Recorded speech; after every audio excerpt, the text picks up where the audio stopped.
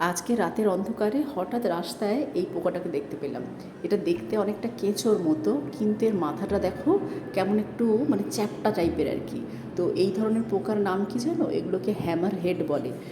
মানে হ্যামার মানে হচ্ছে হাতুড়ি, এদের মাথার সামনের দিকটা হাতুড়ির মতো দেখো।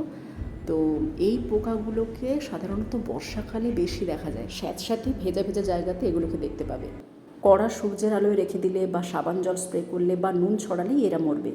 তা না হলে যেখান থেকে কাটবে 2 সপ্তাহের মধ্যে সেখান থেকে নতুন করে আবার একটা হ্যামারহেড পোকা তৈরি হয়ে যাবে। এমনকি মাথা কেটে যদি ফেলে রাখো 1 মাস পর্যন্ত বেঁচে থাকবে।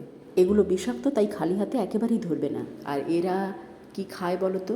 এরা হচ্ছে কেঁচো বা জলের পোকা, এগুলোকে ধরে ধরে খায়। এদের শরীরে এক ধরনের বিষ আছে যেটাকে এরা শরীর থেকে নির্গত করতে পারে। সেই বিষের সাহায্যে ওরা কী করে, ধীরে ধীরে ওদের শিকারটাকে নিস্তেজ করতে পারে। তবে যাই বলো, এতদিনে একটা অমর পোকা দেখলাম।